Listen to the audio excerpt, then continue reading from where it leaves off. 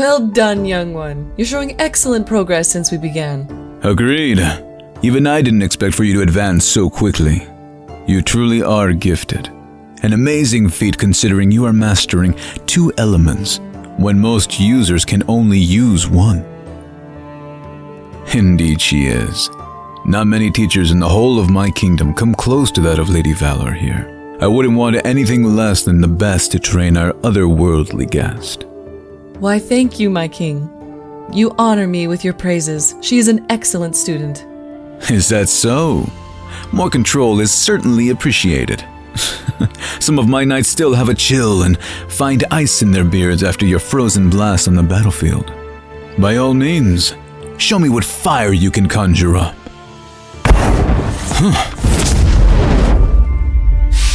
Impressive, but that smoke. Lady Valor.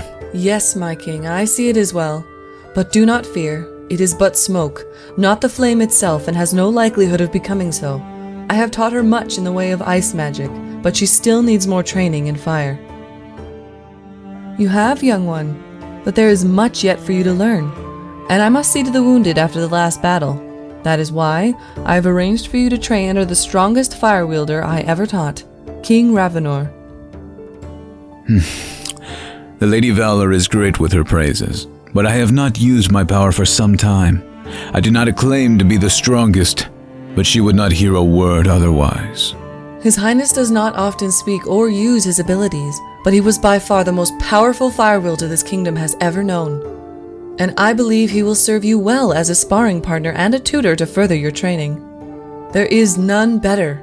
He is also the only living being to control the black flame, though it does drain his magical force every time he uses it. Yeah, that's right. There are many colors of the flame and different degrees of power.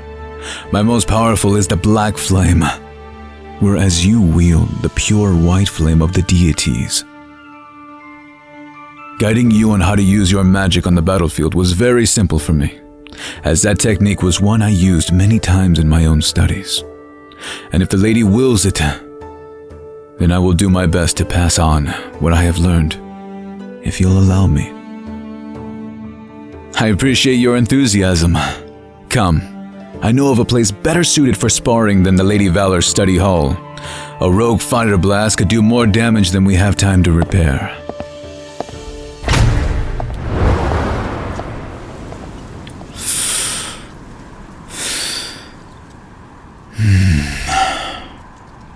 This will be perfect. We just need to get to a place with a bit more space. Follow me. Oh, you noticed. Yes, I'm afraid it is rather overgrown. We haven't had a need to maintain it with the impending war, and no fire wielders appearing. Ah, here we are. The sparring ground. This should give us way more than enough space to move around. Well, I used to be the strongest, but that was many years ago, when my abilities were at their peak. Since then, I have fought many battles, and with each victory, my power declined, little by little. I may have been blessed with the most power, but it was not limitless. Unlike a divine gift, those of us that are born with it do not have so much power to draw from. And if we aren't careful, it can eventually deplete completely. If you're wondering whether or not I have enough power left to challenge you,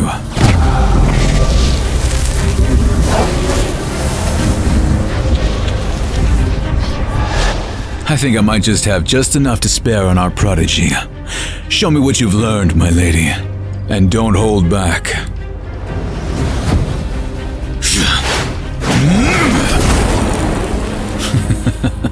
I wanted you to not hold back. Underestimating your opponent is one of the most dangerous mistakes on the battlefield. Slightly less dangerous is letting your guard down. Good.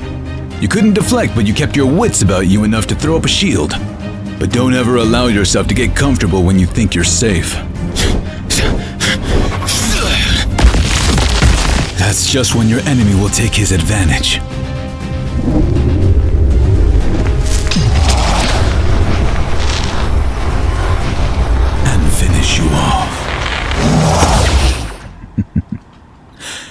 You can open your eyes, princess.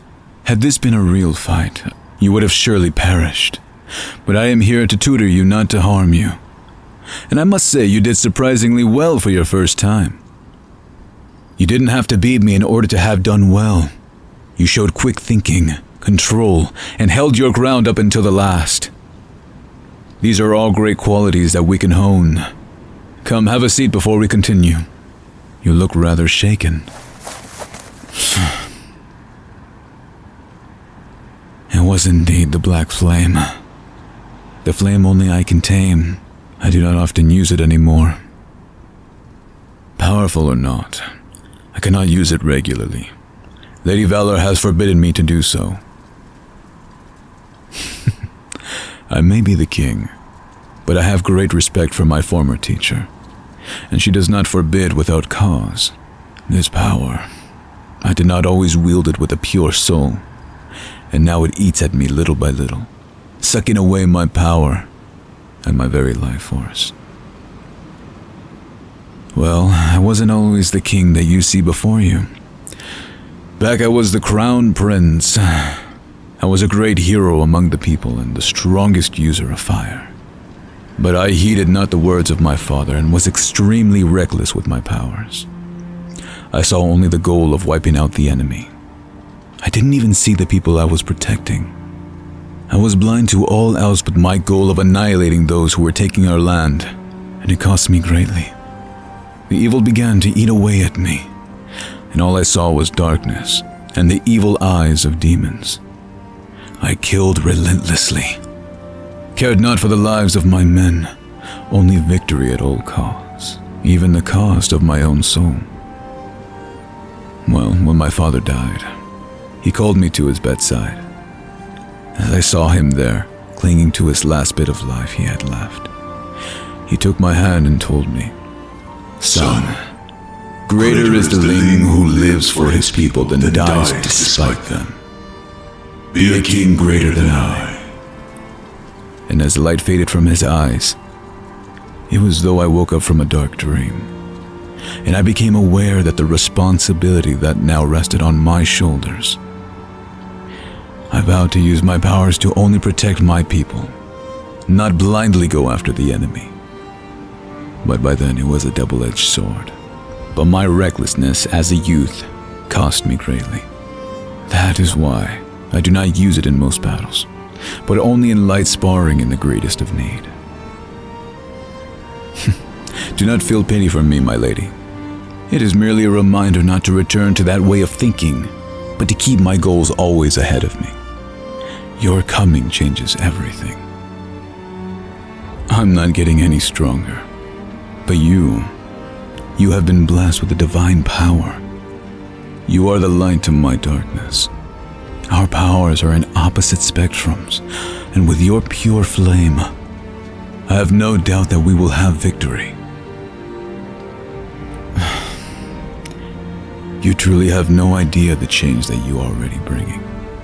There is joy in the streets. People's faces light up when you are mentioned. You are filling their hearts with hope again. Just as you are filling my heart with hope again. And now that you're here, the burden is lighter on us all. I have an offer for you. I want you to join us officially. Become one of my knights and fight alongside me. You shall not want for anything, and you will be tutored by the best as you uncover more about your powers. I understand that you are but a young girl, and I do not want to pressure you into anything. Haha, I am pleased to see you're so eager, and I will not take your vow lightly. Tell me, did you always jump feet first into everything in your own world? Oh, is that so? Then you have changed from how you were in your world. What was it like? Forgive me, my lady, but I will not allow you to speak of yourself in such a way. Ever since you stepped into my kingdom, you have astounded me at every turn. You can hardly expect me to believe that you aren't special. You are brave, kind, and filled with light. I'm surprised the very ground doesn't burst into flower at your every step. You are a precious gemstone, and nothing less. And the most beautiful maiden I have ever laid my eyes on. You and I have much more to discover about each other. And one by one, I want you to tell me all of your secrets.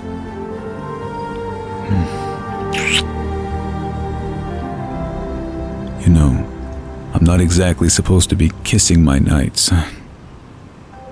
but I can't help but be pulled towards you by some invisible force. No matter what you think about yourself, the world chose you and brought you here. The first ever to enter our world. All right, on your feet, my lady. There is still a lot of daylight left. Let's continue your training, because together, we will not just save our kingdom, but we will save the world.